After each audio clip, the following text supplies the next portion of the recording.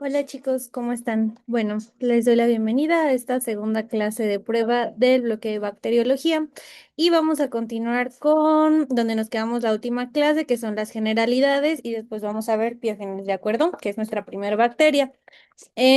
Para continuar, vamos a ver algo que se llama curva de crecimiento bacteriano.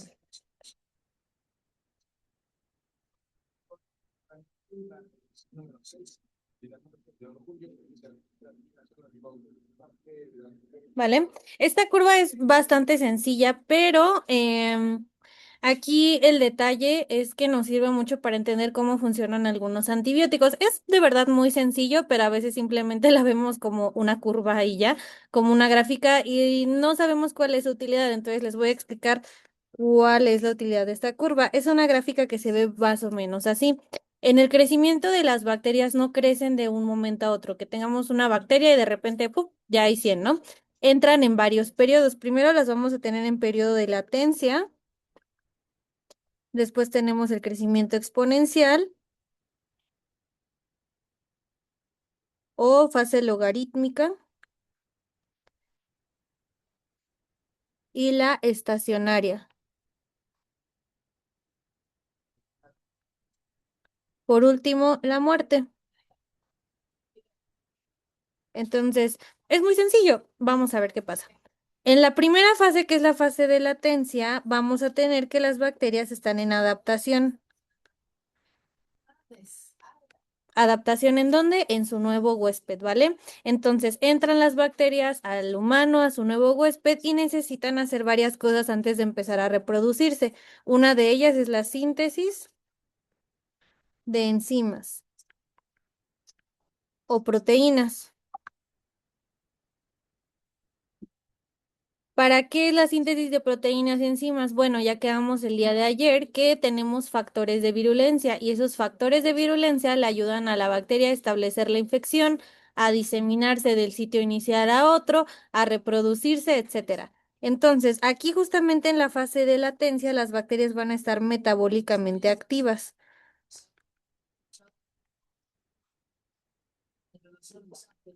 Pues si bien aún no se están replicando como tal, se están preparando para ello, están creando las piezas para establecer la infección. Muy importante que en la fase de latencia no aumentan en número,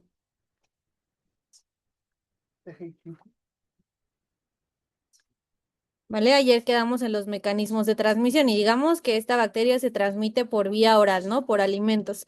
Entonces te comiste un alimento contaminado y digamos que entraron 100 bacterias. Y en la fase de latencia vamos a tener justo esas, las 100 bacterias. Y aquí vamos a tener poca eficacia de antibióticos. Y ahorita vamos a ver por qué. ¿Vale? Las siguientes dos fases son las más importantes, porque en la fase exponencial, como lo dice su nombre, las bacterias van a crecer justamente así, de forma exponencial. Esta fase se caracteriza por la división rápida. Vamos a poner aquí que es la exponencial. ¿Vale? Entonces, tienen una división mucho más rápida y tienen mayor actividad metabólica. Porque ya no solo se trata de que la bacteria está creando proteínas y enzimas, ahora sí la bacteria se está replicando. Y quedamos que habían entrado 100 bacterias, ¿no? Pues en la fase exponencial, digamos que ya pasaron a 100.000 bacterias. Ujú. Porque esta fase se caracteriza por la replicación. Ahora, ¿cuál es la importancia de esta fase? Que hay dos tipos de antibióticos, los bacteriostáticos y los bactericidas. Los bacteriostáticos impiden que la bacteria se siga replicando, ajá, y los bactericidas las matan directamente. Entonces, ahorita vamos a para allá. Primero vamos a ver qué onda con la fase estacionaria. Aquí justamente las bacterias se quedan en una fase detenida, ¿vale? Ya no se están replicando tan rápido porque es igual el número de bacterias que mueren,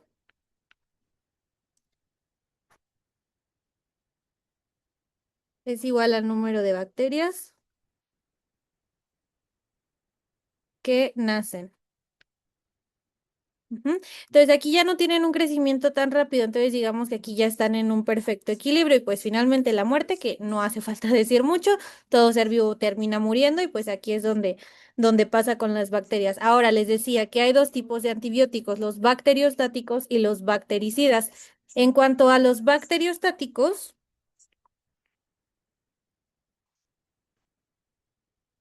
tenemos algunos ejemplos, como lo son las tetraciclinas. Un ejemplo de la tetraciclina es la doxiciclina. Otra, los macrólidos, como la eritromicina.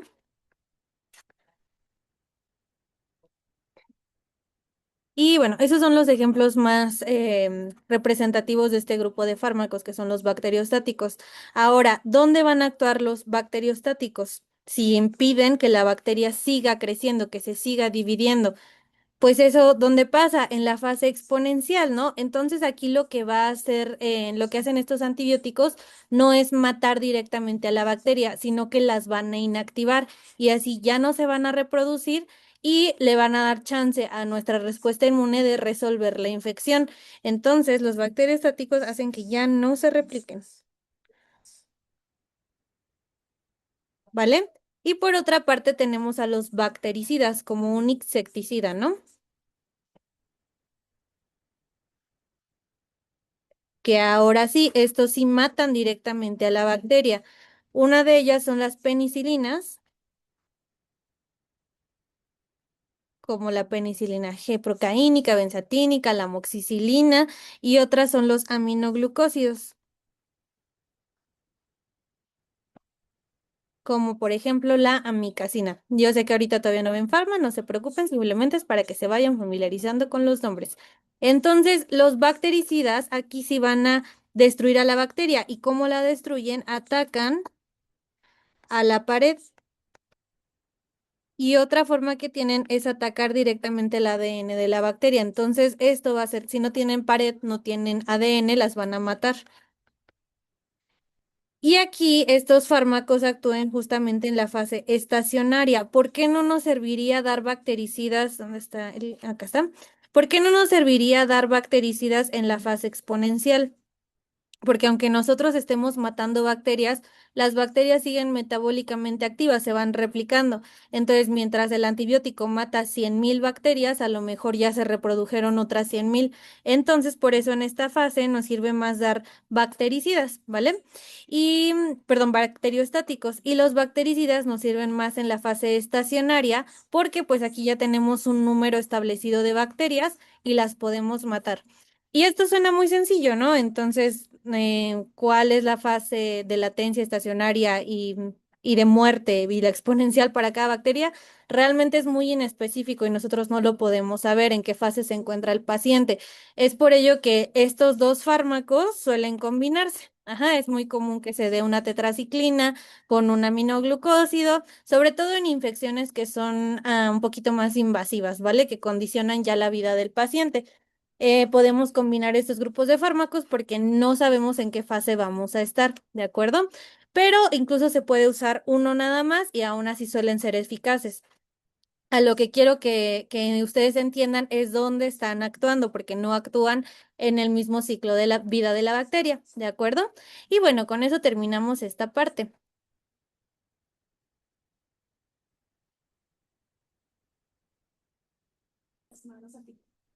Ahora, ya para esta parte final de las generalidades nos vamos a ir un poquito más rápido porque nada más son conceptos, ¿vale? El ADN ya quedemos que en las bacterias se caracteriza por ser de doble cadena circular, ¿ok? Es muy, muy característico, muy preguntable. La replicación, aquí las bacterias ya vimos que se replican por fisión binaria, ¿no? Pero no es tan sencillo. Lo que tiene que hacer la bacteria para poder hacer dicha fisión binaria es que si vas a crear dos copias de ti mismo, pues necesitas dos copias de todo. Y aquí sobre todo necesitamos dos copias del ADN, entonces la bacteria necesita duplicar su material genético para ahora sí poder dividirse. ¿de acuerdo? Ahora, los plásmidos. Los plásmidos son un elemento genético extracromosomal.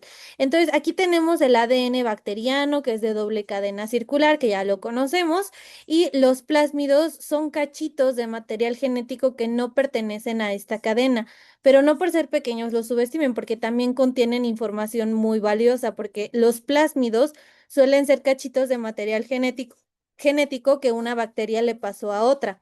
Entonces, aquí viene información y esta información puede ser, por ejemplo, cómo combatir a un antibiótico de, mira, te paso esta información, lo que les decía ayer, te paso esta información, una vez me intentaron matar con penicilina, así que así es este fármaco, así actúa, así es como lo puedes evadir, ¿no? Obviamente todo esto pues está encriptado, ¿no? En material genético, pero así se mandan la información las bacterias.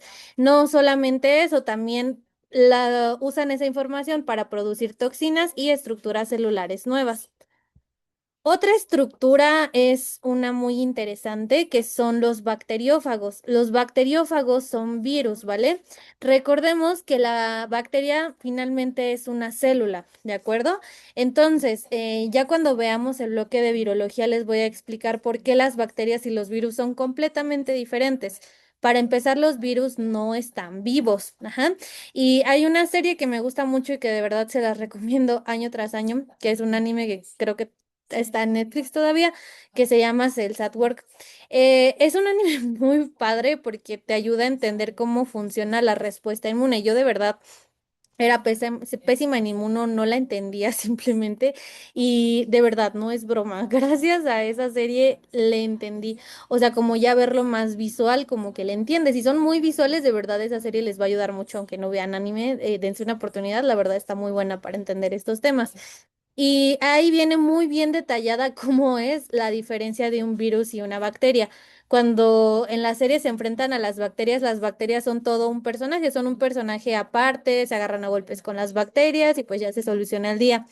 Pero cuando el huésped se infecta de un virus, no es que el virus ande por ahí, más bien, así como si fuera un personaje, más bien que las células se enferman, ajá, y sacan así que en la serie que las células se vuelven zombies.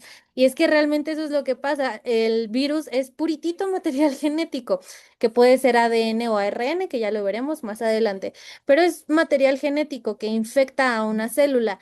Eso con los humanos. Ahora las bacterias tienen sus propios problemas. Tienen los virus que las infectan, que son los bacteriófagos, ¿de acuerdo? Los bacteriófagos no solamente infectan a la bacteria, sino que sirven como un mosquito. Pasan información de una bacteria a otra, enferma a una célula, se lleva información de esa célula y luego va a infectar a otra y le pasa la información de la primer bacteria a la que infectó. Ajá. Y les pongo así esta imagen de los caminantes de Star Wars porque me los recuerdan mucho. Así se ven los bacteriófagos.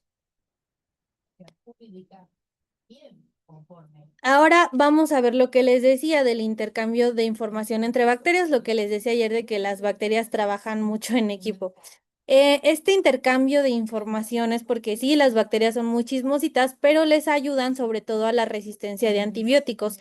Sabrán ustedes o habrán escuchado alguna vez que nos encontramos ante una crisis de resistencia a antibióticos, porque las bacterias son cada vez menos sensibles a antibióticos porque la gente se los toma como si fueran dulces.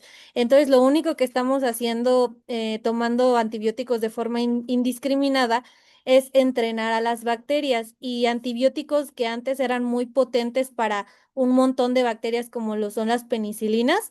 En la actualidad ya no lo son, ajá, y tienes que dar antibióticos cada vez más potentes, más tóxicos para el paciente, porque ya nada les hace, porque estamos creando superbacterias. Y ahorita el término que ya estaba cuando yo estaba estudiando era bacterias multidrogoresistentes, que son bacterias que eran resistentes a un montón de antibióticos. Ahora existen las bacterias pandrogoresistentes, que quiere decir que ya son resistentes a todos y si un paciente crítico se contagia de una de ellas, ya no queda nada. O sea, ya no tienes ninguna opción para darles, para ofrecerles un antibiótico porque son resistentes a todo. Entonces vamos a ver cómo es que llegamos a este escenario tan catastrófico. Primero tenemos la transformación. En la transformación vamos a tener lo que les decía, fragmentos de ADN, ajá, que son liberados de una bacteria donadora y son transformados por la receptora. Y vean, esta sería nuestra, y esto ocurre por los plásmidos, ¿ok? Que era lo que les comentaba en la diapo anterior. Tenemos aquí un plásmido de ADN, ¿no? Entonces, ese plásmido lo donó una célula, una bacteria, digamos la bacteria 1. La bacteria 1 donó su plásmido y se lo dona a otra bacteria. Y esa bacteria va a integrar ese material genético a su genoma directamente. Vean como aquí le donó un cachito de material genético y lo integró a su genoma. O podría ser que ese plásmido pase de una bacteria a otra y se quede como otro plásmido, ¿de acuerdo? O sea, fuera de la cadena principal. Pero aún así, aunque no esté en la cadena principal, ya le pasó esa información y esa bacteria se va a hacer mucho más competente contra algunos antibióticos, ¿vale?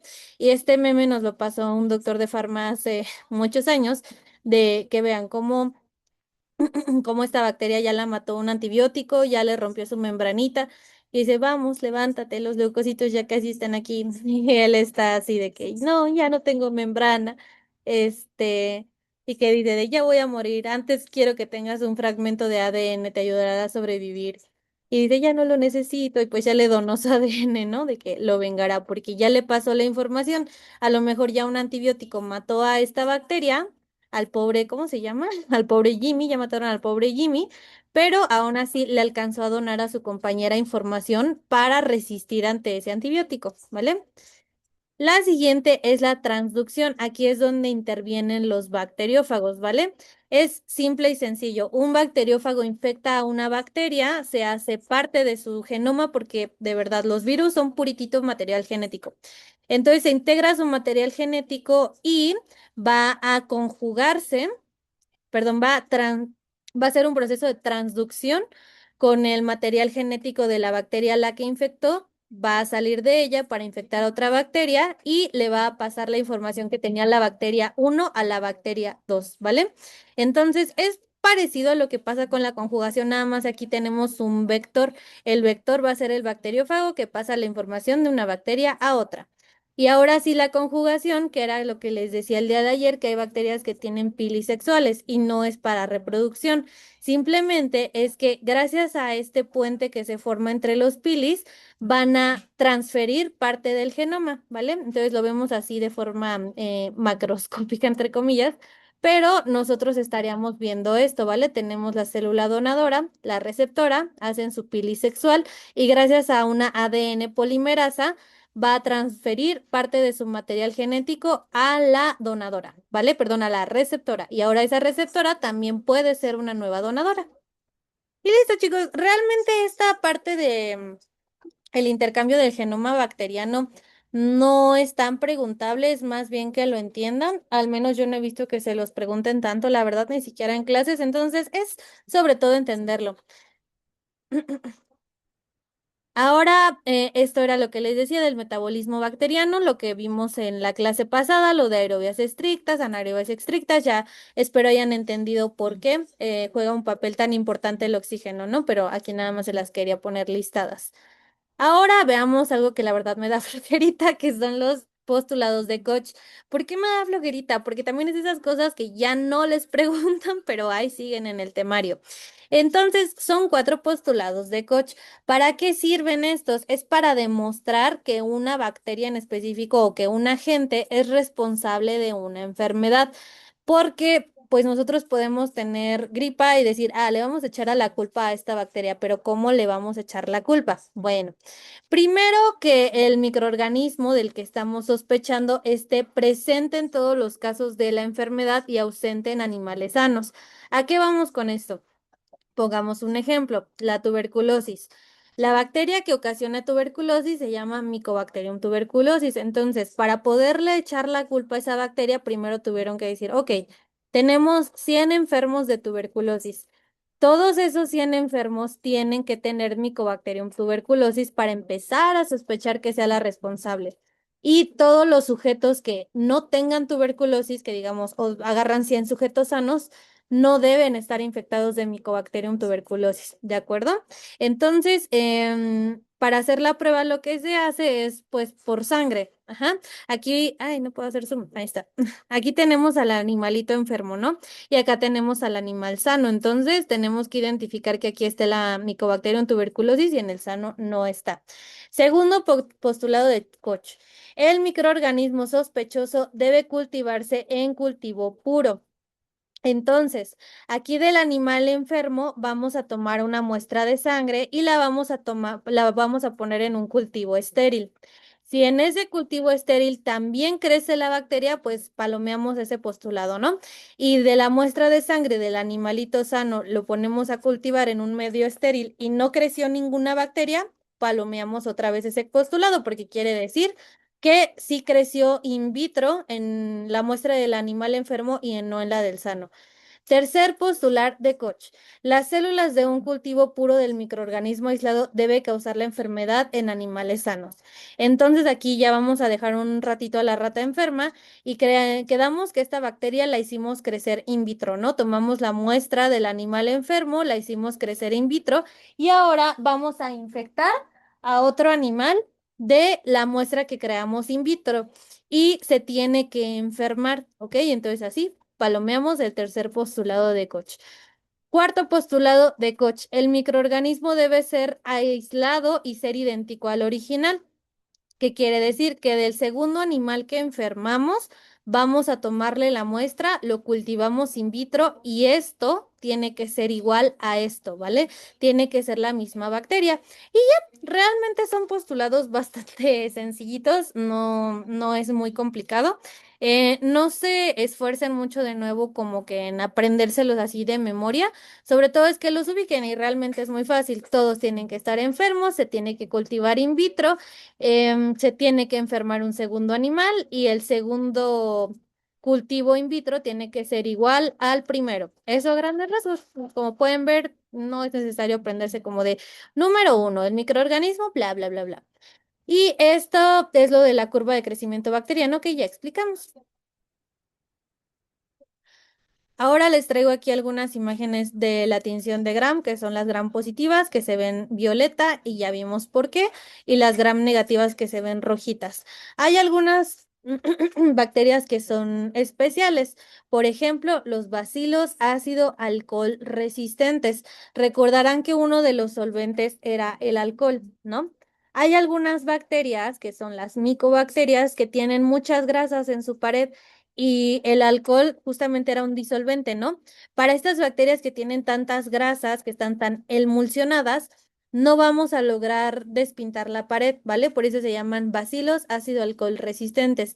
Para ellos existe una tinción especial que es la de Sil-Nielsen, que la vamos a ver cuando veamos ay, el tema de tuberculosis. En este momento nada más con que sepan que existen es más que suficiente, pero al ser un tema que de hecho es casi una clase solita para tuberculosis, lo vamos a ver ahí porque son bacterias muy especiales, ¿ok? Y ahora vamos a ver una de las pruebas que se usan más, que es el agar sangre. Ayer ya les comentaba que hay diferentes medios de cultivo que vamos a ir viendo poco a poquito. Pero el más usado es el agar sangre, ¿de acuerdo? Este nos sirve para un sinfín de bacterias, sobre todo para bacterias facultativas y aerobias, ¿ok? Para bacterias anaerobias, sobre todo enterobacterias, no nos es tan útil, pero sí, por ejemplo, para E. coli, también nos sirve para los estafilococos, para los estreptococos, en fin, es de los más usados. Entonces, este es un agar, una gelatinita a base del 5% de sangre ovina y va a evaluar la capacidad hemolítica de una bacteria. ¿Qué es la hemólisis? La hemólisis es la capacidad de una bacteria de destruir a los eritrocitos. Entonces, pues ya tenemos la sangre, ¿no? ¿Cómo vamos a ver los diferentes tipos de hemólisis? Hay tres. Bueno, en realidad hay dos, pero miren. La total, la parcial y que no hagan hemólisis. Por eso les digo que en teoría son dos, pero podemos observar tres estadios, ¿no? total, parcial y que de plano no hagan hemólisis. Entonces tenemos la hemólisis alfa, la hemólisis beta y la hemólisis gamma. Realmente así no se siembran como se está viendo en esta imagen, pero me parece una imagen súper visual, valga la redundancia, muy interactiva, porque justamente les están haciendo la forma de la alfa, beta y gamma con cómo estas bacterias actúan. Y es que vean. La hemólisis beta va a ser la hemólisis total, en donde se destruye por completo la hemoglobina, ¿de acuerdo? Y vamos a tener a los incoloros. Si nosotros viéramos esta cajita, podríamos ver a través de esta beta, ajá, porque se destruye por completo la hemoglobina, ¿de acuerdo? Ahora tenemos la hemólisis alfa, que es la hemólisis parcial. Aquí no vamos a destruir a la hemoglobina.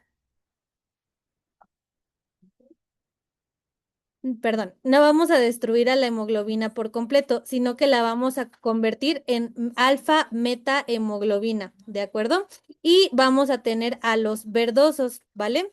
Entonces, esta es la hemoglobina, perdón, la meta hemoglobina o hemólisis alfa. Hemólisis beta y la hemólisis gamma, pues es un poquito incorrecto decir que es hemólisis porque no hay hemólisis, ¿no? Entonces recuerden, alfa se ve verdoso y es la metahemoglobina, o sea que es una hemoglobina falsa, pero no se destruyó por completo, así que se llama hemólisis parcial. La hemólisis completa es con la hemólisis beta y aquí tenemos a los incoloros y la hemólisis gamma donde no hay hemólisis. Y aquí tenemos cómo se ve una siembra correcta, ¿de acuerdo? Lo anterior es únicamente para fines interactivos, pero vean, la beta hemólisis no tenemos nada, se destruyó por completo la sangre. La alfa hemólisis apenas se logró tornarse verdoso y la gamma hemólisis únicamente estas rayitas que vemos es que sí crecieron bacterias, pero no destruyeron la sangre. Y eso sería todo por la parte de generalidades. Espero les haya gustado esta parte. Como les digo, las generalidades en todos los bloques suelen ser la parte un poquito más tediosa, pero trato de hacérselos un poquito más interactivo. Espero que les haya gustado. Y voy a ponerle pausa tantito. Ahora sí, vamos a continuar con nuestra primer bacteria, que es Streptococcus pyogenes. Y bueno, antes de comenzar, nada más una pequeña introducción. La verdad, creo que esta es una gran bacteria para empezar porque tiene un montón de factores de virulencia, tiene un montón de enfermedades que puede ocasionar. Una sola bacteria puede ocasionar diferentes enfermedades. Por ejemplo, les dije que la Mycobacterium tuberculosis ocasiona tuberculosis. Pero en el caso de Streptococcus pyogenes puede ocasionar muchísimas. Entonces siento que está padre como para que la vean por primera vez y sobre todo en esta clase que es gratuita, se den una idea de cómo se estudia este bloque. Porque la verdad, si les soy sincera, a mí el libro de la bibliografía básica, el Murray, no me gusta. Porque recuerdo que cuando, ahorita ya lo leo y, bueno, ahorita y sí ya lo leo, ya me gusta, porque ya lo leo y puedo irme así como, esto es importante, esto no es importante.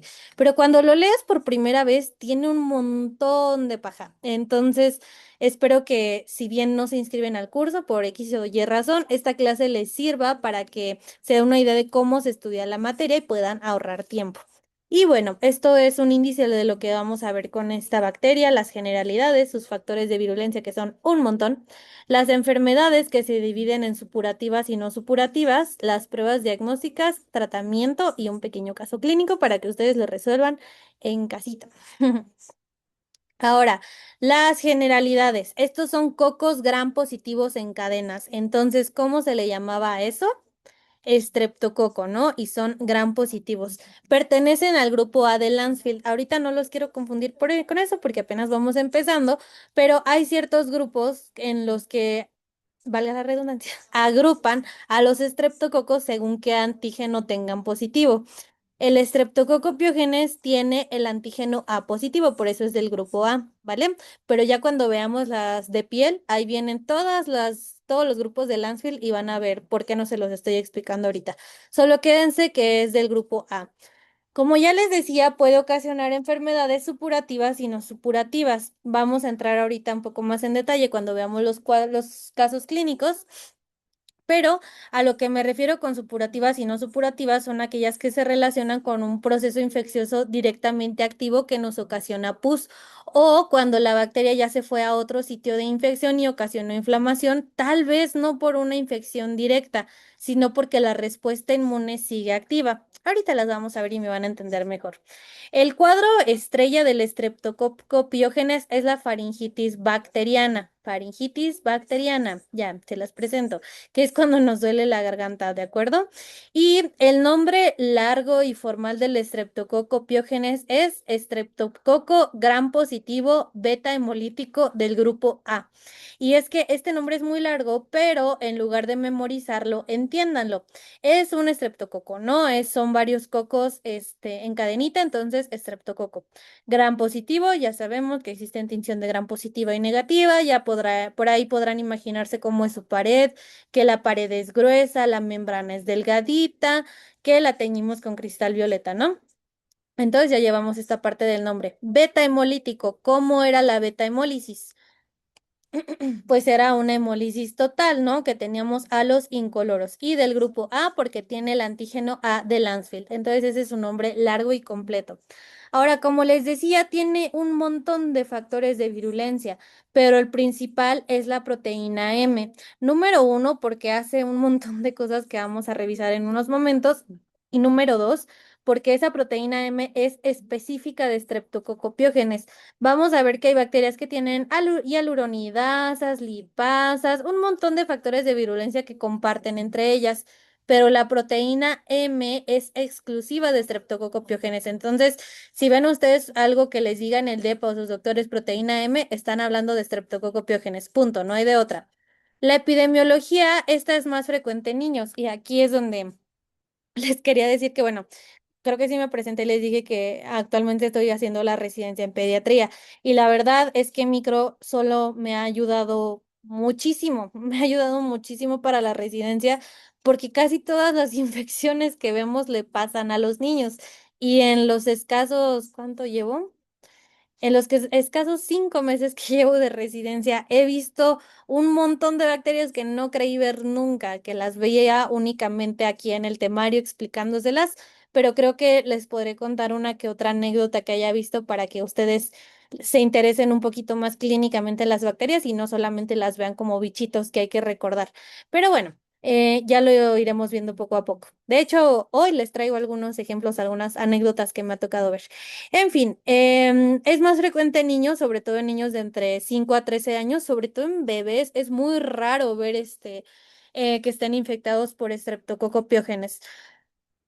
Se transmite por gotitas de flush, que son estas gotitas microscópicas que no vemos, que se producen cuando hablamos, no solamente cuando estornudamos, o sea, el simplemente hecho de hablar, de reír, de cantar, estamos sacando pequeñas gotitas. Si no, recárguense contra un vidrio y háblenle y se va a empezar a empañar porque estamos produciendo esas gotitas todo el tiempo, ¿vale? También por tener contacto directo con pacientes infectados o contacto con sus secreciones. Y es la patología infecciosa más frecuente en niños. Ojo, la faringoamigdalitis es la patología infecciosa más frecuente en niños. Ahora, si es bacteriana, ahí cambia la cosa. Y bueno, aquí les pongo unos puntitos clave que justamente es un nombre largo, ¿vale? El estreptococo beta hemolítico gran positivo del grupo A, que ocasiona faringoamigdalitis. Y recuerden que se llama piógenes porque es una bacteria piógena que produce pus, ¿vale? Y aquí la pregunta es, ¿ustedes qué creen? ¿Que sea más frecuente una faringoamigdalitis por origen viral o bacteriano? Respondan en sus mentes porque esta clase es sincrónica. Vamos a ver si le atinan. La causa más frecuente de faringoamigdalitis es la viral, por eso les decía, mucho cuidado. La infección más frecuente en niños es la faringoamigdalitis, pero la, ¿cómo se llama? El factor más frecuente asociado a la faringoamigdalitis no son las bacterias, son los virus, ¿de acuerdo? Ahora, bien, si la pregunta cambia y les preguntan cuál es la bacteria más frecuente que ocasiona faringoamigdalitis, ahora sí, Streptococcus pyogenes, ¿no? Y pues esto les va a servir bastante porque recuerden que ahora el bloque de bacteriviro ya se ven en uno solo y les pueden preguntar eso. Y bien, vamos a ver la diferencia entre uno y otro. Primero tenemos la faringitis viral, que digamos que esta es la más leve de las dos, afortunadamente, porque tenemos las amígdalas, que son estas bolitas de acá, y la úvula se ven eritematosas, se ven rojitas, ¿de acuerdo? También vamos a tener tos, eso es muy importante, ahorita les cuento porque la tos, recuérdenla que es de la viral, es de poca intensidad y además tiene síntomas catarrales como escurrimiento nasal, que te piquen los ojitos, ¿vale? Que te dé comezón la garganta, que tengas prurito y la bacteriana, esta es la fea. Vamos a tener la úvula descendida. Vean esta úvula, que está, sí está hinchada, está eritematosa, pero vean esta, o sea, está muy descendida. Las amígdalas eritematosas, igual que en la viral, la lengua saburral es una lengua blanca. ¿Por qué se pone blanca la lengua en la faringoamigdalitis bacteriana? Porque de por sí en la lengua ya tenemos un chorro de bacterias y ahora por la infección tenemos que están creciendo más colonias, ¿de acuerdo? Además de la presencia de exudado, que son más colonias de bacterias, que son, el exudado son estas placas blanquecinas que están viendo acá. Si ustedes ven esto, es altamente sugestivo de una infección bacteriana. Y les digo altamente sugestivo porque no es exclusivo. Cuando veamos virología, vamos a ver que hay un cuadro clínico por un virus que se llama citomegalovirus, que es prácticamente igual a una bacteriana. Y ustedes van a decir, ay, entonces, ¿cómo diferencia una, entre una y otra? Lo veremos mucho más adelante, pero ahora quiero que se familiaricen con la faringoamigdalitis bacteriana. De verdad, esta faringe toda roja, toda hiperémica, que hasta duele tragar saliva de ver la imagen, y esos exudados son característicos de una faringoamigdalitis bacteriana, ¿vale? Además que la fiebre es muy frecuente en la faringoamigdalitis bacteriana. Si bien podemos tener alzas térmicas en la viral, que tengamos temperatura, ay, ahí le puse 48, no, hombre, aquí ya estamos a punto de ebullición. Es mayor a 38,5 grados centígrados. Pero en la viral podemos llegar a tener 38,2, 38,3, que estrictamente arriba de 38,3 ya es fiebre. Pero en la bacteriana, como dice aquí, vamos a tener más de 38, no 48,5 grados centígrados de fiebre, o sea, son fiebres más elevadas. Náusea y vómitos por la hinchazón tan importante de la cavidad oral y adenopatías cervicales. Eso también es otro hallazgo muy frecuente. ¿Alguna vez cuando fueron al doctor cuando estaban chiquitos recuerdan que les tocaban el cuello, ¿no? Como que los como que les hacían cosquillitas en el cuello? Eso es porque te están revisando la cadena de ganglios linfáticos, porque las infecciones bacterianas, al provocar una respuesta inmune mucho más intensa que una viral, pueden ocasionar que se inflamen los ganglios linfáticos y podemos palpar bolitas que estén detrás de las orejas, que son, es la cadena retroauricular, la cadena submandibular, que está por debajo de la mandíbula, y la cadena cervical, que está en el cuello, ¿vale? Ahora, creo que se borró una parte. Denme un segundo. Bueno, de aquí nos movemos a uno de los resúmenes que uso para el curso, que estos se los voy a pasar en el grupo grandote que tenemos con todos, para que, bueno, les enseño cómo es más o menos el formato de estos resúmenes que implementé hace apenas el año pasado, que son resúmenes por bacteria. Y bueno, por lo que me han dicho, estos les han gustado bastante, sobre todo si tienen algún dispositivo electrónico, les gusta imprimirlos, o aquí ya es fuera del tema, ¿eh? Pero, por ejemplo, a mí, hay veces a mí me gusta mucho hacer mis propios apuntes, pero a veces también me gusta tener como una base y ya ahí yo los voy rayoneando, solamente voy subrayando lo más importante. Si es su caso, estos resúmenes les van a ser muy útiles. Obviamente estos ya son exclusivos del curso.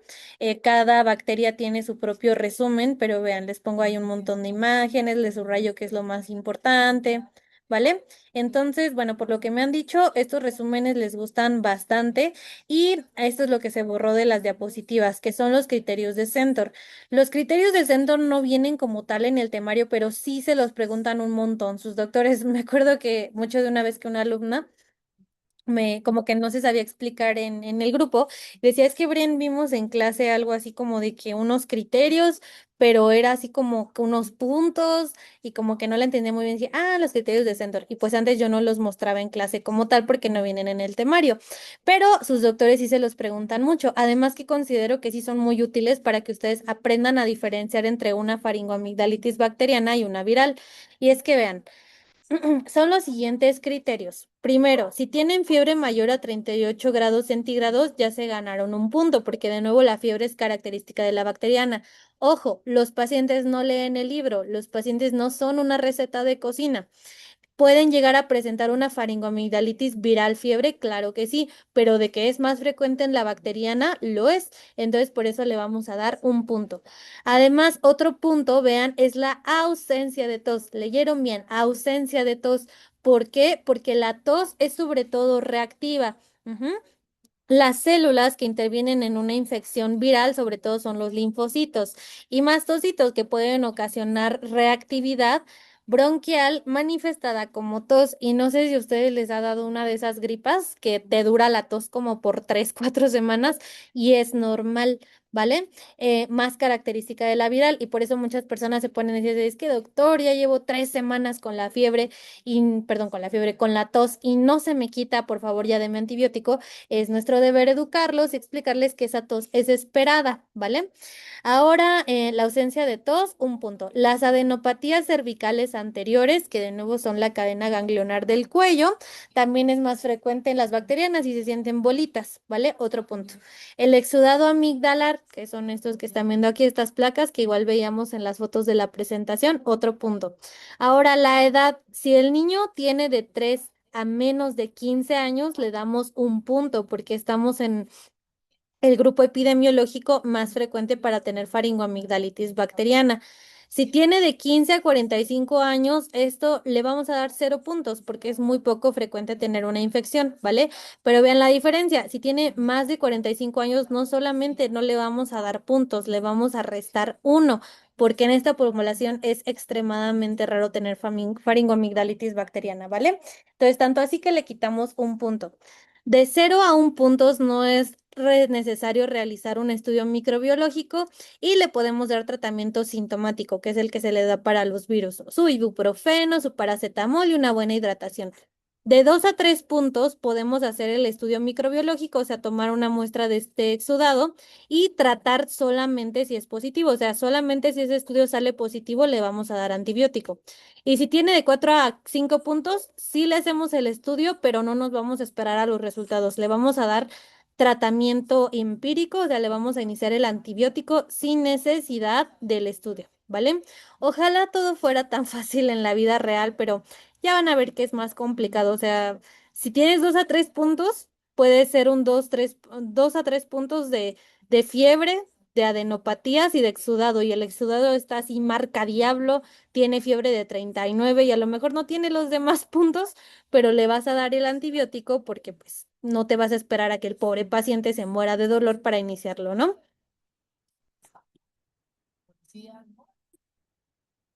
Regresamos acá a los factores de virulencia, que ya les adelantaba que en Piógenes son un montón. Tiene una gran capacidad no solamente para ocasionar daño, sino para evadir la fagocitosis, que ya quedamos que la fagocitosis es cuando una célula se come a otra. Y el día de ayer ya les explicaba estos conceptos de antígeno, una antígeno e inmunógeno. Un antígeno es cualquier sustancia reconocida por los receptores inmunes, que puede ser prácticamente cualquier sustancia. No sé, aquí tengo un jugo. Un jugo es un antígeno porque es una sustancia desconocida y mi organismo la va a reconocer como, bueno, Brenda no tiene jugo en ninguna parte de su organismo de forma natural, entonces es una sustancia desconocida. Pero, ¿por qué cuando tomo jugo no me pasa nada? Porque el jugo no es un inmunógeno, ya que un inmunógeno es un antígeno que se une a receptores y es capaz de iniciar la respuesta inmune, es capaz de iniciar las defensas. Por ejemplo, eh, la bacteria, ¿no? Una bacteria como Streptococcus pyogenes es un antígeno porque es desconocida y es un inmunógeno porque es capaz de activar la respuesta inmune, ¿no? Y hay personas que tienen muy mala suerte, como yo, que el polvo es un antígeno inocuo, ¿sale? O sea, el polvo no te ocasiona daño realmente, pero ¿por qué habemos muchas personas que somos alérgicas al polvo? Porque cuando tenemos contacto con él, activa la respuesta inmune. Entonces, para algunas personas, el polvo es un inmunógeno, ¿vale? Para que me entiendan más o menos. Ahora, otros conceptos básicos. Aquí está el antígeno. ya quedamos que es cualquier sustancia reconocida por los receptores inmunes. El anticuerpo es la proteína producida por el sistema inmunitario en respuesta al antígeno, ¿vale? Entonces, cuando al antígeno logra activar a la respuesta inmune, se va a producir un anticuerpo específicamente para ese antígeno. Esas son las famosísimas defensas, ¿vale? Ese anticuerpo se va a unir al antígeno y se lo va a presentar a las células, ¿de acuerdo? Eso ya lo verán en inmuno en los primeros, más bien yo creo que como en el segundo mes lo empiezan a ver, pero esto es un panorama muy global, ¿vale? Y la fagocitosis es cuando una célula captura a otra y las digieren, y por eso les decía que los macrófagos son bien comelones, porque se comen absolutamente todo, ¿vale? Son unas células fagocíticas altamente activas. Y este meme de los glóbulos blancos de ¿a dónde se fue ese patógeno? Y el macrófago ya todo gordito de no lo sé, bro, porque ya se lo comió. Ahora tenemos toda una tabla de los factores de virulencia que ahorita vamos a revisar, pero los tres más importantes son estos. La proteína M, que ya les decía que sirve para un montón de cosas y además es exclusiva de Streptococcus. Las hemolicinas, que como lo dice su nombre, hemo de sangre, lisina de lisar. Entonces destruyen la sangre y recordarán que esta bacteria era beta hemolítica, o sea que hacía una hemólisis total. Y las exotoxinas pirógenas ABC, que ahorita vamos a entrar un poquito con mayor detalle con ellas. Entonces, la proteína M ya quedamos que es el principal factor de virulencia. Van a ver ustedes en Inmuno, y yo lo estaré retomando a cada rato porque va muy de la mano con Bacter, que existe algo llamado la cascada del complemento. La cascada del complemento es justamente una cascada de reacciones inmunitarias en donde más bien de señales de la respuesta inmune. Entonces, es así, una cascada, ¿vale? Una sustancia va a activar a otra, luego esa otra, luego esa otra y así sucesivamente. Por eso se le dice cascada. Todo esto para activar la respuesta inmune. Ahorita de verdad quisiera entrar en más detalle con esto, pero sé que tal vez no me entiendan muy bien porque es todo un tema de inmuno. Quédense que es una cascada de señales que activan a las defensas, ¿no? Y una parte de la cadena del complemento es la C3. Y vean, tenemos diferentes vías, la clásica, la alternativa y la de las lectinas, que son tres caminos diferentes, ¿vale? Pero esos tres caminos diferentes van a converger en la C3. Entonces, la proteína M va a desestabilizar esa C3, ¿de acuerdo? Y no vamos a terminar la cascada. Ya valió lo que pasó en la vía clásica, en la alternativa y en la de las lectinas, porque se desestabilizó en la C3 y ya no vamos a activar las defensas y van a bajar los niveles de C3. De verdad, los niveles de C3 son súper importantes en todo organismo porque vean, ahí converge todo, ¿vale? Entonces puede ser que, por ejemplo, se desactive, no sé, la C1, ¿no? Que solo tiene la vía clásica, pues no hay tanto problema porque todavía tenemos la alternativa y la de las lectinas. Pero si se desactiva la C3, aquí vamos a tener muchos problemas, ¿de acuerdo? Entonces, estos pacientes, de hecho, la C3 se puede medir y si nosotros medimos la C3 de estos pacientes infectados por piógenes, va a estar bajita, ¿vale? Entonces, esta vía del complemento activa también la fagocitosis, entonces protege a la bacteria de que no se la coman, ¿ok? Hace otras cosas la proteína M, ahorita las revisamos, pero lo más importante es que recuerden que la proteína M desestabiliza el complemento. Ahora, las hemolicinas. Ya quedamos que hacen beta hemólisis, ¿no? Que es hemólisis total. Tenemos dos, la hemolicina S y la hemolicina O, perdón. Como son hemolicinas del estreptococo, se llaman estreptolicinas. Se rompieron la cabeza, ¿verdad? Entonces, la S es la que va a hacer la hemólisis beta y esta es la peor, ¿vale? Quédense con la S de estreptococo, es la peor. ¿Por qué? Porque haces la hemólisis beta, es leucotóxica, o sea que va a destruir a las células blancas, también nefrotóxica, o sea que vamos a tener toxicidad en el riñón, que de hecho vamos a ver en más adelante, y además no es inmunogénica. ¿Por qué es malo que no sea inmunogénica? Porque no va a alertar a la respuesta inmune para que la puedan combatir nuestras defensas, ¿ok? Mientras que la O es como la impostora, la traidorcita, porque esa sí va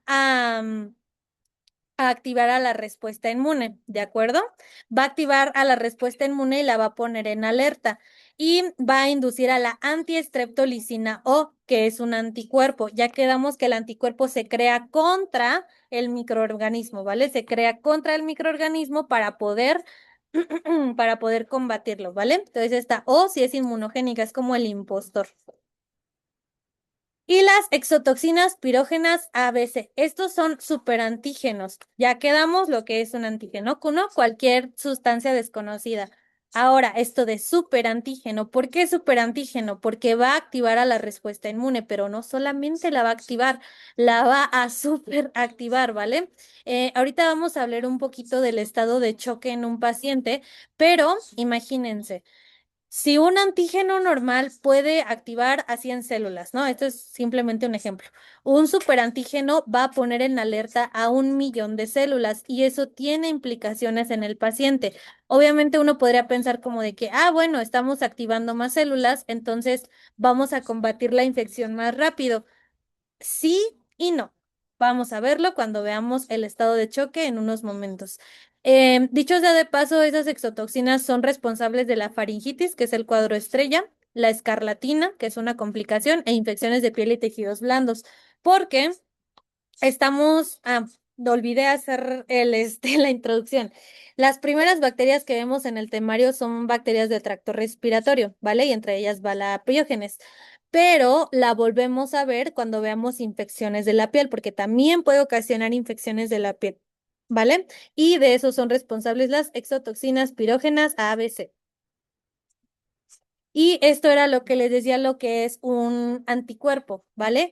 Aquí tenemos la streptolicina O, que va a ser el antígeno, el linfocito B, que son células, y las células plasmáticas van a crear una antiestreptolicina, que se va a pegar a la streptolicina y nos va a ayudar a marcarla. Es como un marcador, como decir, hey, aquí está el antígeno que tenemos que combatir. Entonces las marca y así las células la pueden encontrar para terminar con ella. Y bien, aquí tenemos la clasificación de los factores de virulencia. Esta es una tablita que yo hice ya desde que empecé a dar clase, pero la sigo reutilizando porque creo que viene bastante sintetizada para consultarla rápido. Entonces tenemos aquí dividir los factores de virulencia en diferentes categorías. Aquellos que sirven para la adherencia al epitelio, los que sirven para adhesión a la fagocitosis, perdón, evasión de la fagocitosis, para dañar al huésped, las hemolicinas y las exotoxinas pirogénicas. Déjenme pongo pausa tantito para tomar agua porque ya se me está trabando mucho la lengua. Muy bien, chicos, volví. Y antes de comenzar, pequeño comercial. Nada más quería decirles más o menos cómo está la dinámica con el curso, cómo son las clases, que bueno, vieron más o menos cómo es la dinámica, que son asincrónicas.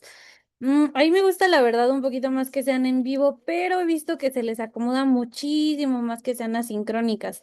De todas formas, cuando es el final de cada bloque, tenemos una sesión en vivo que suelen ser una o dos, donde hacemos el repaso. Esa sesión puede ser el repaso tal cual o hacemos un en vivo para responder preguntas con como un tipo Kahoot. Y, ajá, eso, que las sesiones se suben 2 clases por semana, ¿ok? Entonces, aunque sean de forma sincrónica, la verdad vamos bastante adelantados con el temario. Ya ustedes van administrando su tiempo para ir viendo el curso. Yo les voy a poner un calendario sugerencia en el Classroom de cómo podrían distribuir su tiempo y las clases para que no se atrasen, pero ya es opcional de cada quien si lo quiere tomar o no. Y listo, chicos. Entonces continuamos. Les decía que agrupé los factores de virulencia de esta forma porque son un montón. Entonces, los de adherencia al epitelio, que como dice su nombre, le ayudan a la bacteria básicamente a pegarse. Uno de ellos es la proteína M. Tiene ácido lipoteicoico, ¿ok? Que también es como un pegamento que tienen las bacterias. La proteína F, que no solamente le ayuda a adherencia, sino a internalizarse al epitelio para encontrar un receptor de fibronectina y hay un complejo que es la proteína M y la F que se unen a la fibronectina para la internalización. La verdad es que todas estas no son muy relevantes. La más relevante es la proteína M y quiero que vean que sirve para muchas cosas. La siguiente es para desactivar el complemento, pero además le ayuda a pegarse al epitelio.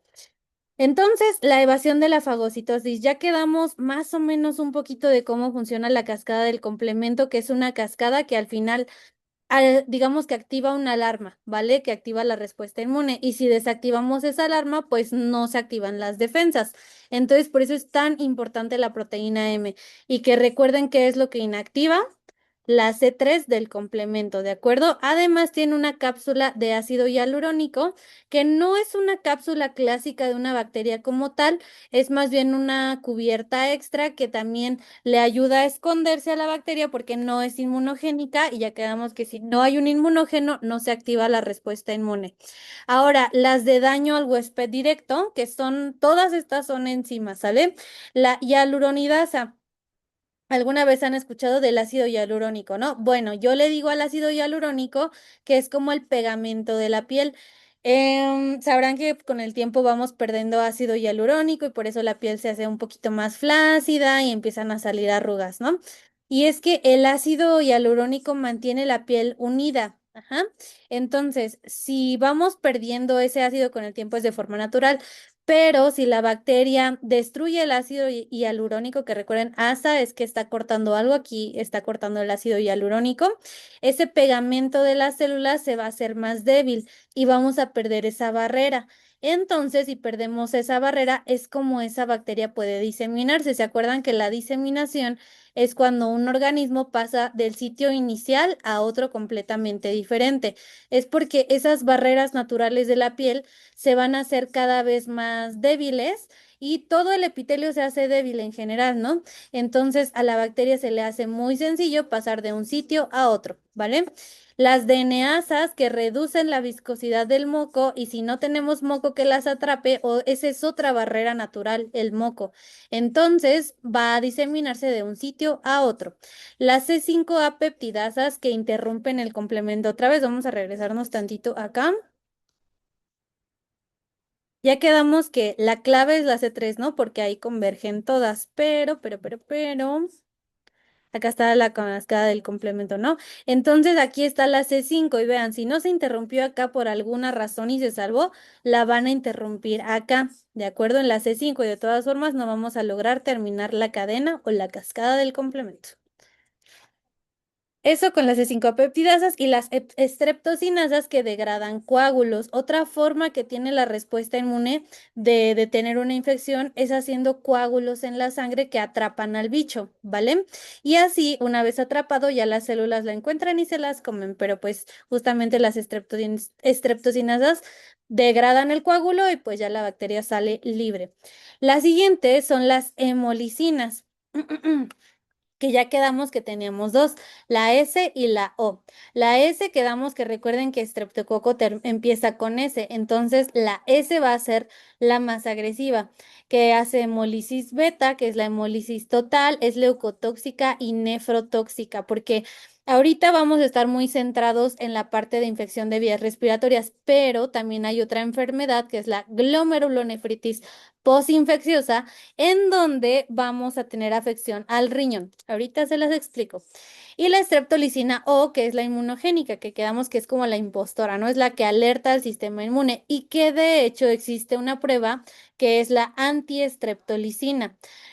Nosotros en el laboratorio vamos a medir los niveles de antiestreptolicina. ¿Para qué nos sirve? Si ya se crearon anticuerpos contra la estreptolicina O, quiere decir que estuvo presente, ¿no? Si ya tenemos el anticuerpo, entonces si tenemos esa prueba positiva, podemos considerar que el paciente estuvo infectado de Streptococcus pyogenes. Ahora, las exotoxinas pirógenas. Pirógenas quiere decir que produce fiebre. Y son las ABC que les decía que son superantígenos. Vamos a entrar en un concepto un poco complicado, así que requiero toda su atención, que es el síndrome de choque tóxico, ¿vale? También ocasionan la faringitis, la escarlatina, que ahorita la vamos a revisar, y las infecciones de la piel, pero sobre todo con el choque tóxico. A ver, el estado de choque no es que haya chocado un paciente en su carro. Cuando estamos hablando de esto, nos estamos haciendo referencia a que hay alguna, una alteración, perdón, se me fue la palabra, una alteración en la irrigación de los órganos, ¿de acuerdo? Todos sabemos que necesitamos recibir sangre, que el corazón bombea la sangre y necesita llevarla a diferentes órganos, el hígado, pulmones, tergumentos, todo necesita sangre, ¿no?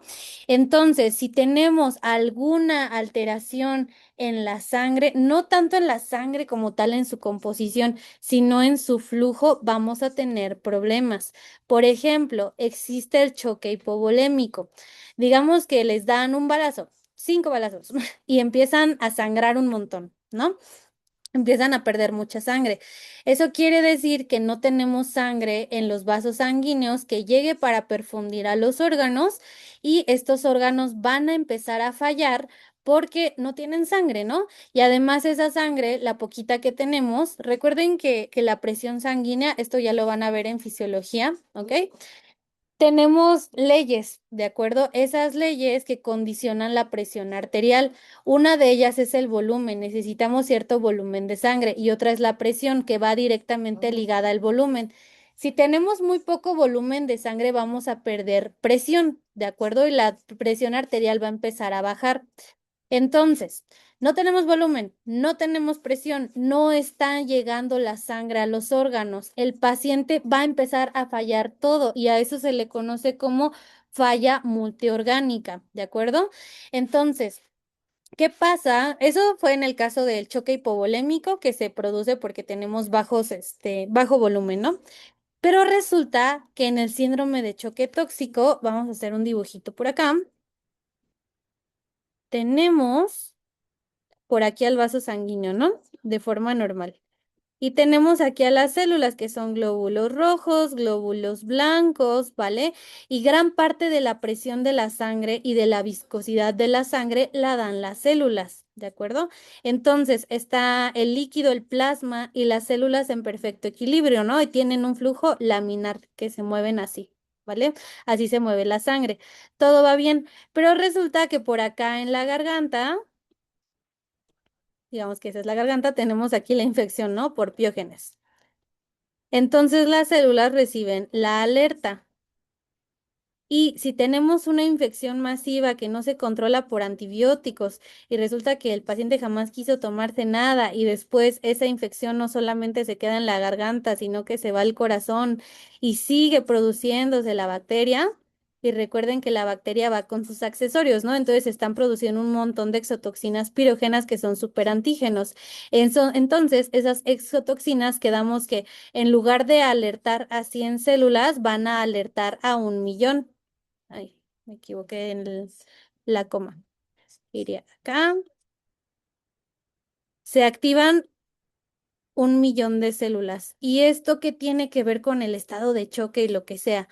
Bueno, que esas células van a empezar a salirse de los vasos sanguíneos para llegar a combatir al sitio de infección, que eso es bueno, pero digamos que necesitábamos 10. Gracias a esas exotoxinas pirógenas quedamos que van a salir 1 millón. Solo es un número al azar, ¿eh? Para que se den cuenta de la gravedad.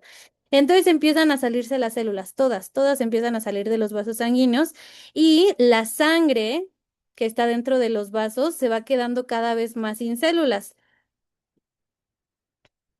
el lapicito y ya nada más anda por ahí alguna celulita. Entonces recuerden, gran parte de la presión arterial depende de que también tengamos células, no solo plasma, que digamos que el plasma es solamente el líquido de la sangre, ¿no? Pero no tenemos células, entonces la presión de los vasos sanguíneos, aunque tenemos buen volumen, aquí no estamos perdiendo sangre, las células se están fugando del vaso sanguíneo para ir a combatir la infección. Tenemos buen volumen. Ajá, digamos, tenemos, no sé, en un paciente tenemos sus 6 litros, ¿no? 6 litros de sangre, por ejemplo, ¿no? Tenemos los 6 litros. Lo que no tenemos es viscosidad, no tenemos células. Entonces, la presión arterial, que vamos a abreviar como TA o tensión arterial, va a empezar a bajar, ¿vale? La sangre se mueve más lento. Por ejemplo, cuando abrimos una llave de agua y sale con mucha presión, hasta nos salpica el agua, ¿no? Pero cuando sale con muy poquita presión, sale una cantidad mucho menor. ¿No? Y ahí nos estamos tardando como, no sé, en lavar la ropa o los trastes, porque el agua está saliendo muy poca presión. Ahora eso transpólenlo a un ser humano. Si tenemos la presión muy bajita, no va a llegar a nuestros principales órganos, Diana, que son, por ejemplo, el cerebro, el hígado, que aquí dibujé el hígado y el cerebro prácticamente igual, a los pulmoncitos. ¿Vale? Sobre todo al cerebro, porque el cerebro pues está lejitos, ¿no? Tenemos que vencer la presión de la gravedad para que la sangre llegue al cerebro. Y ahora no tenemos presión, entonces le va a costar mucho más trabajo llegar. Entonces vamos a empezar a tener alteraciones neurológicas porque el cerebro se está quedando sin comida. Recuerden que el cerebro come azúcar y esa azúcar se la llevan los eritrocitos. Entonces, no tenemos sangre, no, bueno, sí tenemos, pero va a muy poca presión, el cerebro no recibe su comida, nosotros nos empezamos a marear, a sentir desorientados, nos podemos desmayar, empieza a fallar el hígado, empiezan a fallar los riñones también y se digan. De hecho, el primer órgano que siempre se sacrifica en cualquier choque es el riñoncito, ¿vale? Entonces vamos a tener que empiezan a fallar los riñoncitos y entramos en un estado que se llama falla multiorgánica por el estado de choque. El estado de choque per se es que hay por ahí alguna tensión en la presión arterial, ¿de acuerdo? Y bueno, como podrán imaginarse, esto es una situación catastrófica. No siempre termina en muerte, pero estos pacientes se complican mucho, ¿vale? Y es que aquí el problema es que cuando nosotros tenemos un paciente en estado de choque, lo primero que pensamos es, ah, pues ponle líquido, ¿no? Si le ponemos líquido, pues el paciente va a tener a lo mejor mayor presión, pero líquidos sí tenemos. Entonces, ¿qué hacemos? Lo que necesitamos hacer en un estado de choque tóxico es disminuir la respuesta inflamatoria. ¿Y cómo podemos hacer eso? Podemos dar esteroides como y oigan bien, la dexametasona. La dexametasona es el esteroide más potente que tenemos. Entonces, ¿qué hace la dexametasona como esteroide? Ya lo verán cuando vean sus clases de farma, pero a grandes rasgos y muy burdo va a calmar a la respuesta inmune, le va a decir a las 100,000, al millón de células que se activó como de, oye, vamos a bajar los niveles, ¿no? Vamos a dejarlo por ahí en 100, ¿vale? Vamos a inactivar a las demás células que se activaron de forma inútil, por decir alguna palabra, ¿no? Esto es muy burdo, ya verán. Muy bien cuando vean farma cómo funcionan los esteroides, pero entonces si nosotros le pasamos 1,000 líquidos a los pacientes para que intenten responder con un choque séptico o un síndrome de choque tóxico. El nombre correcto es síndrome de choque tóxico, pero se maneja como choque séptico, es exactamente lo mismo, ¿de acuerdo? Entonces, si nosotros le ponemos líquidos a un choque séptico, no va a pasar absolutamente nada, porque no nos faltan líquidos, nos faltan células, ¿de acuerdo? Así que, perdón si me emocioné demasiado y por esos dibujillos horribles, espero les haya quedado claro lo que es el estado de choque. Y este es un choque de tipo distributivo, ¿vale? Porque no es que no tengamos líquido, es que nos faltan células, la distribución está mal. Perdón, me emociono mucho explicando esas cosas. Vamos a ahorrar todo esto. Ahora sí, esos serían todos los factores de virulencia y vamos a ver los cuadros clínicos para que entiendan cómo esto que acabamos de ver se traduce a un paciente. Bueno, duditas. Ya saben que aunque esto sea asincrónico, me pueden escribir en cualquier momento, ya sea que solo vean la clase gratis y no se inscriban, no hay problema, yo les puedo resolver sus dudas. Ahora vamos a ver que hay diferentes enfermedades, ya les adelantaba las supurativas y no supurativas. La estrella es la faringoamigdalitis. Y las demás, todos los demás cuadros que veamos que no sean faringoamigdalitis, suelen ser complicaciones de una faringoamigdalitis que no se trató bien, que se complicó. Y por ello, casi siempre, cuando tengamos cualquiera de los otros cuadros en el DEPA, les van a poner, es un paciente que hace 2 semanas tuvo faringoamigdalitis, ¿no? Ahorita puede tener ya una cosa completamente diferente, pero ese antecedente nos va a ayudar a entender por qué el paciente está presentando el nuevo cuadro. Y comenzamos con las supurativas. Acá tenemos a la faringoamigdalitis, que es la más frecuente. Ya vimos todo lo que tiene una faringoamigdalitis bacteriana, ¿no? Que la faringoamigdalitis, por definición, es la inflamación supurativa de la mucosa.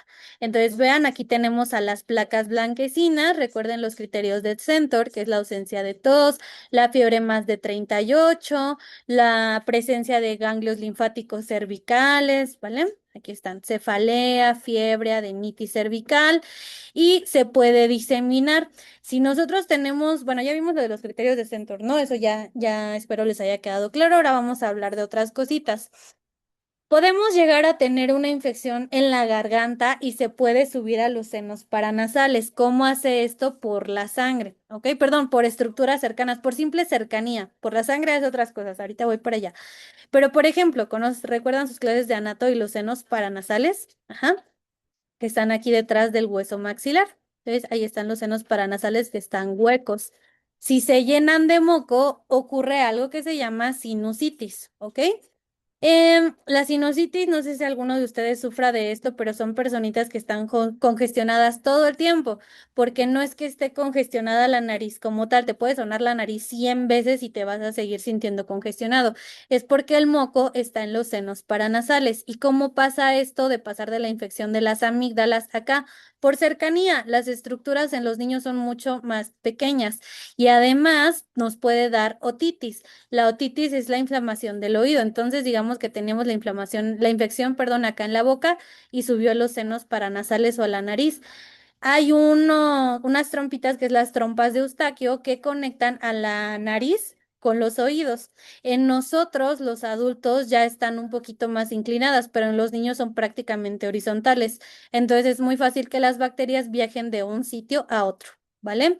Y ahora sí, por la sangre, si esta bacteria llega a la sangre, logra atravesar el epitelio por los factores de virulencia que ya vimos, como la hialuronidasa, la proteína M, etcétera, o el complejo proteína M, proteína F, que le ayudaba a diseminarse, ahora sí va a llegar a la sangre, puede llegar al corazón y ocasionar endocarditis, a las articulaciones y ocasionar artritis y glomerulonefritis si llega al riñón, que son los cuadros no supurativos que veremos en unos momentos, ¿vale?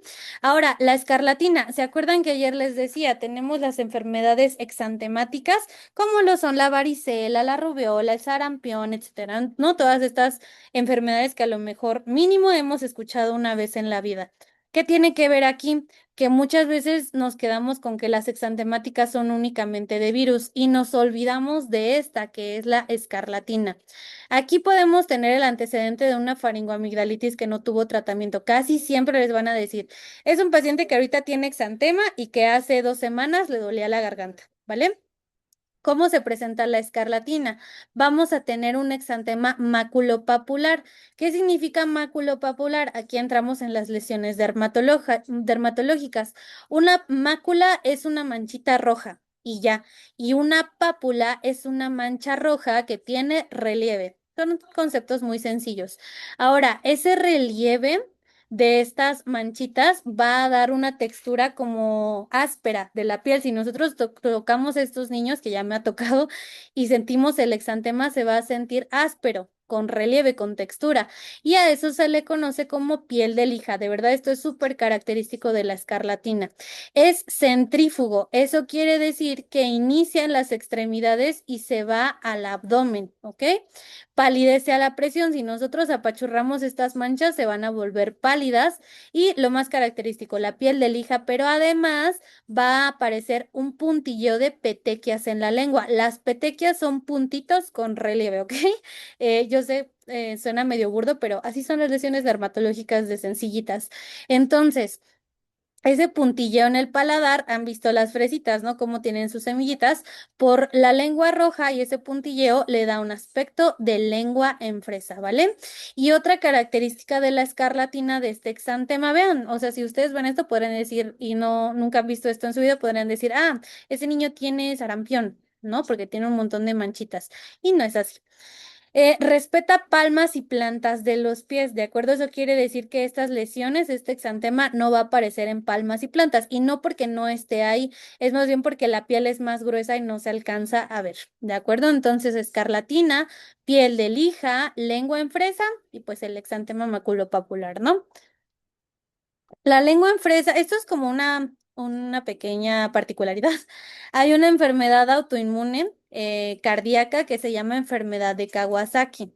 ¿Ok? La enfermedad de Kawasaki es una enfermedad autoinmune en donde también aparece la lengua en fresa, pero también tenemos alteraciones cardiovasculares y que se les descaman las uñas. ¿Ok? Perdón, la yema de los dedos, la piel se empieza a descamar en estos niños. Solamente es como un datito ahí. Ya verán mucho más adelante la enfermedad de Kawasaki. Creo que ya la ven hasta cuarto año. Entonces, solamente es un pequeño guiño a lo que viene más adelante.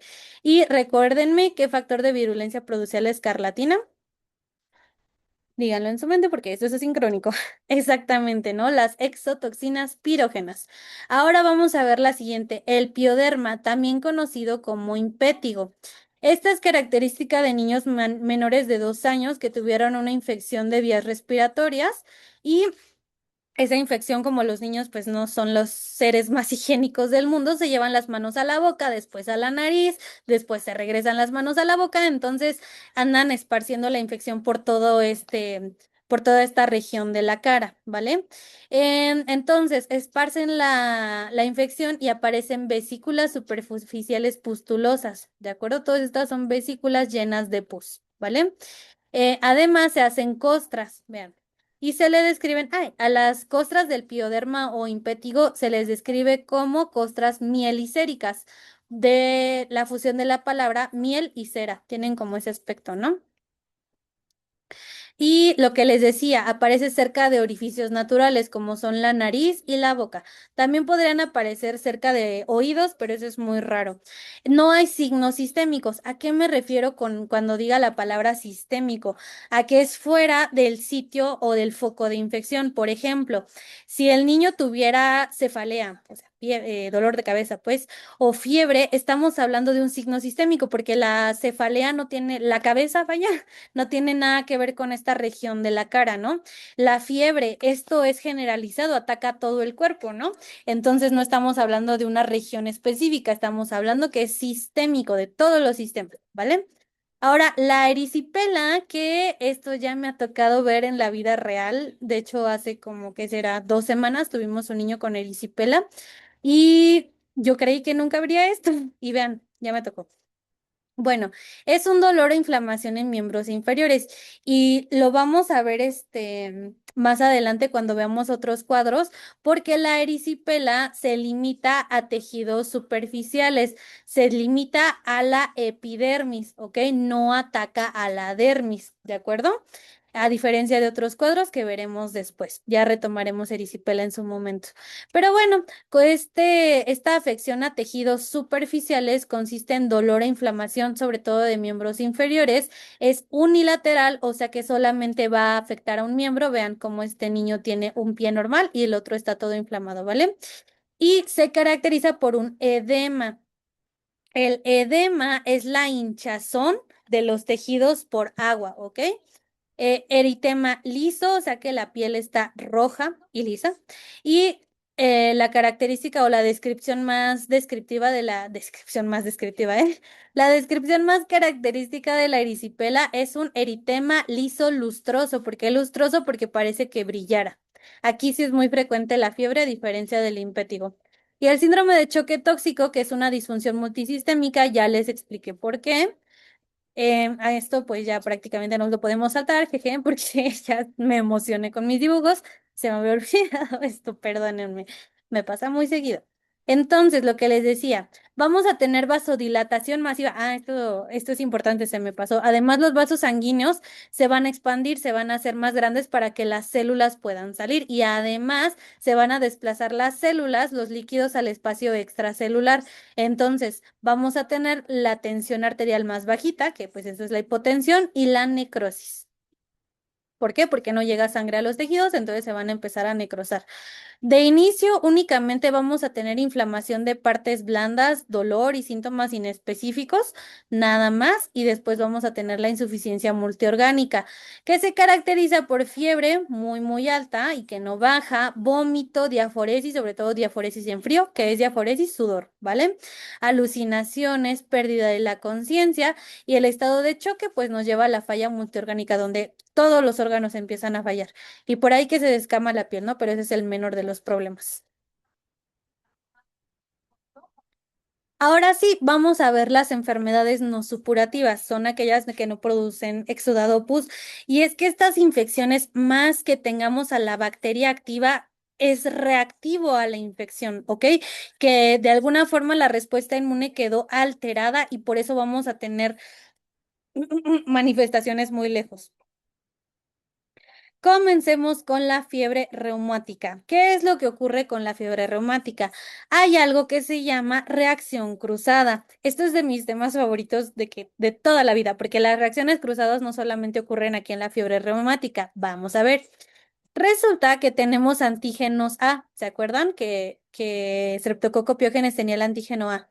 Resulta que hay antígenos muy parecidos en el perdón, en el endocardio. O sea que hay antígenos en el endocardio que son muy parecidos al estreptococo piógenes. Entonces, ¿qué pasa? Los linfocitos TCD4, que son unas células que ya verán más adelante, pero bueno, son células de defensa, ¿no? Estas células de defensa llamadas linfocitos TCD4 van dirigidos específicamente a la proteína M, ¿vale? Pero se confunden y en lugar de reconocer a los antígenos de las proteínas M, reconocen autoantígenos que se encuentran en el corazón. Y en lugar, por eso les decía, no es que tengamos la infección activa en el corazón, sí la podemos tener, pero todo el desastre empieza porque en lugar de reconocer al Streptococcus pyogenes, reconoce al corazón y lo empieza a atacar, ¿vale? Y empiezan a llegar macrófagos y citocinas, que las citocinas son moléculas de alerta, ajá, que activan a otras células, ya lo verán más adelante, pero esas citocinas lo que van a hacer es traer más células, más anticuerpos contra células cardíacas. Por eso le dice ahí, ese meme lo hice yo, ¿eh? De un meme todo feo, pero de que el linfocito TCD4 de siento lástima del próximo que se atreva. Aquí era a mirarme, no se editó bien. Así de, ¿qué tal ese sujeto? Y grita en autoinmunidad porque ve al estreptococcus pyogenes. No seas tonto, no está molestando a nadie. Es decir, no como ese de allá. Y el pobre corazón de quién, yo. Entonces los antígenos, perdón, los anticuerpos llegan al corazón en lugar de unirse a las proteínas M, llegan las células y atacan al corazoncito. Y los signos y síntomas son muy característicos, ¿vale? Aquí les estoy hablando de anticuerpos que se producen en el corazón, pero también puede ser en las articulaciones. Vamos a ver. Esta es una complicación siempre, ¿de acuerdo? Aquí sí o sí necesitamos el antecedente de que el paciente tuvo faringoamigdalitis al menos 2 semanas antes. Las manifestaciones clínicas número uno son los nódulos subcutáneos, ajá, que aparecen bolitas, fiebre y el eritema marginado. El eritema marginado son estos halos eritematosos, ¿vale? O sea, rojos, eritema, recuerden que es rojo, ¿no? Estos halos eritematosos en donde el centro es pálido, muy característico y se llama eritema marginado. La artralgia, que no hay que confundirla con artritis. La artritis es la inflamación propia de las articulaciones y la artralgia es el dolor de las articulaciones, ¿vale? Y ahora vamos a ver los criterios de Jones, que necesitamos dos mayores o uno mayor y dos menores o dos menores. Ahorita entramos un poquito más en detalle con eso. Y como les decía, esto es una reacción cruzada, pero de que la bacteria sí puede llegar al corazón, sí puede llegar a pasar, ¿vale? Entonces, las bacterias van a atraer células también y las van a las van a encerrar, las células las van a encerrar y van a crear algo llamado granulomas, que son las que están viendo acá. Todas estas que parecen como vegetaciones, de hecho así se les conoce como vegetaciones, ¿han visto la col? se parece bastante. Estas vegetaciones nos hablan de que la bacteria está aquí encapsulada, ¿vale? Y sobre todo esto pasa en las válvulas cardíacas. Esta es una pregunta ya de ENARM, que la principal insuficiencia cardíaca por una infección por piógenes es la insuficiencia mitral, ¿vale? ¿Por qué da insuficiencia valvular? Porque estas vegetaciones están en las válvulas cardíacas. Clases de anatomía. ¿Qué hacen las válvulas cardíacas? Pues por ahí pasa el flujo de entrada y salida de la sangre, ¿no? Entonces puede ser que ese flujo se vea obstruido y la sangre se regrese al corazón, o que por lo contrario la sangre no pueda regresar al corazón. Entonces vamos a tener la mecánica del corazón alterada y podemos tener insuficiencia cardíaca. Aquí el detalle es que los inmunocomplejos jamás se eliminan.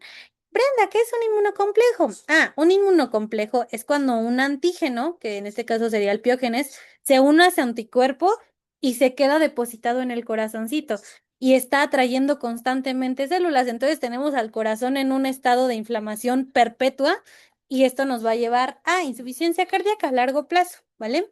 Ahora déjenme pongo pausa tantito. Esto para cambiar de pantalla. Y es que en los criterios de Jones les decía que tenemos los criterios mayores y los criterios menores. Hay una mnemotecnia para aprendérselos, que para aprenderse los criterios mayores es cáncer y los menores es fiera. Cáncer de carditis, que vamos a tener la inflamación propia del pericardio y obviamente si tenemos esta capa del corazón inflamada, el corazón no va a latir de forma normal y además va a doler. La artritis, bueno, esa es la A. La C, perdón. La A es de artritis, que ahora sí vamos a tener inflamación de las articulaciones propiamente dicha, pero esta es una poliartritis migratoria. ¿A qué se refiere? Que un día duele la rodilla, otro día duele el codo, otro día duele la muñeca, ¿no? Parece como que se está moviendo el dolor. Ahí llevamos K. N de nódulos subcutáneos, que son esas bolitas. C de córea, que son movimientos bruscos, involuntarios, ¿vale? Como que el paciente va a tener espasmos musculares y va a aventar las manos, sobre todo las manos y los brazos. Esa es la corea y el eritema marginado, que ya veíamos las lesiones. Y los criterios menores son la fiera. F de fiebre, el intervalo PR prolongado, que aquí ya verán sus clases de fisiología, pero de lo que nos habla es del electrocardiograma. Cuando se prolonga el intervalo que PR, quiere decir que la velocidad de la conducción de la electricidad del corazón está más lenta. ¿Por qué está más lenta? Puede ser que por ahí el circuito del corazón, somos electricidad, chicos, o sea, somos una cablería. Entonces puede ser que por ahí la cablería del corazón se esté viendo interrumpida, a lo mejor por una vegetación o por el estado inflamatorio del corazoncito. Entonces la conducción se vuelve más lenta. La enfermedad reumática previa, o sea que ya hayan tenido algún diagnóstico, por ejemplo, artritis reumatoide previamente, hace más susceptibles a estos pacientes. Que tengan positivos los reactantes de fase aguda, como la velocidad de sedimentación globular, perdón, o la PCR. Con estos no se hagan bolas, únicamente con que las ubiquen. Y artralgias, que es dolor de las articulaciones. Ahora regresamos acá.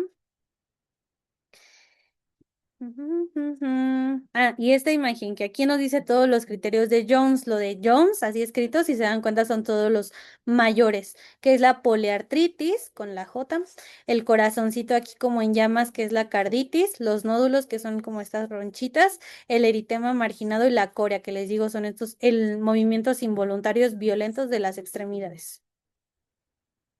Ujú.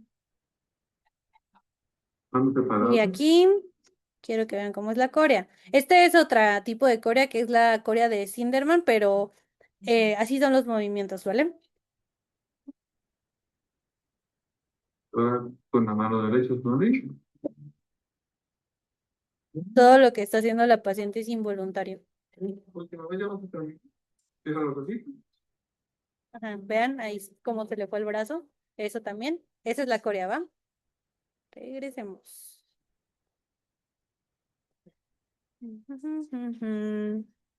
Acá. Aquí estoy grabando, ¿verdad? Perdón, yo y mi trauma.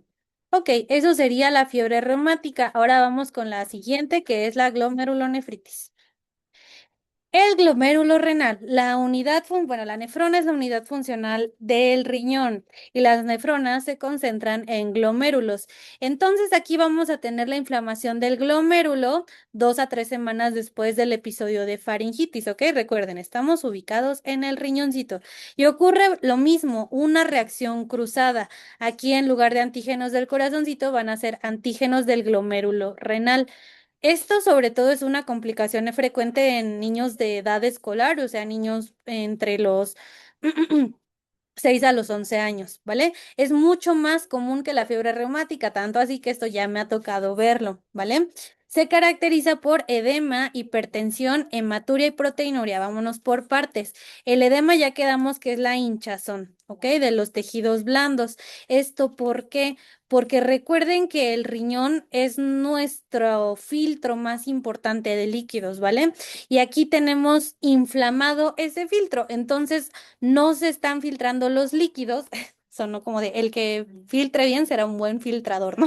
Entonces no se están desechando los líquidos y se están regresando a tejidos blandos, se están acumulando y por eso el paciente está todo hinchadito. Si tenemos muchos líquidos, ya quedamos que una gran parte de la tensión arterial la dan los líquidos, ¿no? Entonces, está el paciente todo lleno de líquido, pues va a subir la presión arterial, por eso tienen hipertensión, la hematuria, porque vamos a tener daño en el riñoncito. Entonces, secundario a esa inflamación, pueden haber sangrados, ¿vale? ¿Esto qué quiere decir? Ah, no les dije qué significa hematuria, perdónenme. La hematuria es pipí con sangre, punto. ¿Y cómo sabemos que esa hematuria viene del riñoncito? Se va a ver muy rojita, ¿vale? O se puede ver como agua de Coca-Cola, ¿ok? Y la proteinuria, como vamos a tener el glomérulo renal, imagínenselo como una coladera. Son filtros muy pequeñitos, ¿de acuerdo? Así como la coladera más finita que se imaginen. Pero como está todo inflamado, esos hoyitos se van a hacer más grandes y empiezan a fugarse las proteínas. Las proteínas son moléculas grandototas, perdón, que no deberían pasar por el glomérulo renal. No es normal encontrar proteínas en la pipí. Entonces, si encontramos proteínas en la pipí, hay algún problema, como lo puede ser la glomerulonefritis postinfecciosa. Entonces, esto es muy característico, chicos. Vamos a tener aquí niños. Acá está. Esto también es por inmunocomplejos, ¿de acuerdo? Que quedamos que es cuando el antígeno se une al anticuerpo, se depositan en el glomérulo renal y van a estar atrayendo respuesta inflamatoria todo el tiempo, ¿de acuerdo? Reclutan leucocitos, citocinas y aquí se filtra la orina, ¿de acuerdo? Por eso aquí vamos a tener hematuria, que recuerden que es pipí con sangre. Y ya sabes, espacio para dudas. Ahora vamos a ver el diagnóstico, que es lo más sencillo, porque recuerda la clínica, Calamardo. Ya vimos un montón de signos clínicos el día de hoy, que espero que se puedan llevar y familiarizarse con ellos poco a poco. Las pruebas diagnósticas realmente son complementarias, porque si vemos una faringoamigdalitis como con todos los signos que ya vimos, ni para qué hacerle tinción, chicos. O sea, no es necesario, puedes iniciar el tratamiento como tal. Además, imagínense que están dando consulta en un doctor Simi de dónde van a sacar una tinción, ¿no? Entonces, con hacer una buena exploración e interrogatorio de su pacientito, pueden tener el diagnóstico. La tinción, quedamos que son gram positivos, ¿no? Entonces, vamos a ver qué vemos. Si son estreptococos, son cadenas de cocos, ¿no? Gram positivos se ven violetas, ¿vale? El cultivo, recuerden que hacen beta hemólisis, que era una hemólisis total, ¿no? Y tenemos los halos incoloros. Y las reacciones de aglutinación, como son del grupo A de Lansfield, si nosotros añadimos a una muestra que tengamos del paciente el anticuerpo contra el antígeno A, se tendría que formar un coágulo de la muestra. Y si digo de sangre, ajá, bueno, es lo mismo, el coágulo de la sangre. Y si no se forma un coágulo cuando agregamos el anticuerpo contra el antígeno A, quiere decir que era otra cosa. Y los anticuerpos en sangre podemos detectar ojo, todos estos llevan anti porque van contra las estreptolicinas, van contra las DNasas y contra las hialuronidasas. Y como son sus anticuerpos, son antiestreptolicina O, que recuerden que es la inmunogénica, las anti-DNasas y las anti-hialuronidasas. ¿De acuerdo? Y que también son catalasa negativo. Aquí no me voy a detener mucho porque como son catalasa negativo, no valdría mucho la pena explicarlo. Cuando veamos a las catalasa positivas, que son los estafilococos, ahí sí va a todo va a tener sentido, pero no se apuren si no se los explico ahorita porque sobre todo esta prueba sirve para diferenciar estreptococos de estafilococos y todavía no los vemos. Y cuando los veamos va a ser en la misma clase que les digo que Streptococcus pyogenes la volvemos a retomar más adelante cuando vemos infecciones de la piel, ¿vale? Ah. El tratamiento es con penicilina B, ¿vale? Si son alérgicos, como yo, a la penicilina, se dan macrólidos como la eritromicina e ibuprofeno para el control del dolor y la fiebre. Los libros te van a decir, el Murray dice que se necesita un cultivo positivo para iniciar con el antibiótico, pero eso no pasa, chicos. No van a dejar al paciente ahí que a libre evolución y que después se complique, no. Entonces, si tienen síntomas altamente sugestivos de una faringoamigdalitis bacteriana, se inicia el tratamiento, ¿de acuerdo? Y ya saben, espacio para dudas. Y listo, chicos, eso sería todo por esta pequeña clasecita. Les voy a dejar este caso clínico para que ustedes lo revisen y lo respondan, ¿ok? Y en el grupo grandote, yo creo que en una les voy a dar una semana para que lo contesten y después ahí les voy a poner las respuestas y les voy a explicar por qué sí y por qué no. ¿De acuerdo? Y eso sería todo. Aquí tienen algunas imágenes de apoyo para que lo puedan contestar, ¿vale? Eso sería todo por este momento, chicos. Espero les hayan gustado estas dos clases gratuitas y si ya nunca los vuelvo a ver, no se preocupen. De todas formas, siento que estas clases les ayudan para saber cómo se estudia micro, porque de verdad es una materia muy bonita, pero les puede pasar como a mí que se me hizo muy pesada, yo la odiaba. Entonces, espero les hayan agarrado cariño a esta materia, que se emocionen como yo cuando ven a los bichitos y a los casos clínicos. Y les digo, cuando uno entra a la carrera, uno ya quiere ver pacientes y ver casos clínicos, pero pues ves pura teoría, ¿no? Y se hace un poquito tedioso. Pero cuando se ven estas cosas, siento que le tomas un poquito más sentido a lo que estás estudiando, ¿no? Entonces espero les guste. Recuerden que si quieren inscribirse, noticia, porque ustedes lo pidieron, que fueron como 5 personas. Les voy a extender la promoción de los dos bloques una semanita más. Entonces, si gustan inscribirse, pueden mandarme un mensajito, ¿va? Y eso sería todo, chicos. Nos estaremos viendo si ya se inscribieron. Muchas gracias. Ahí les daré la bienvenida en la próxima clase. Bye, nos vemos.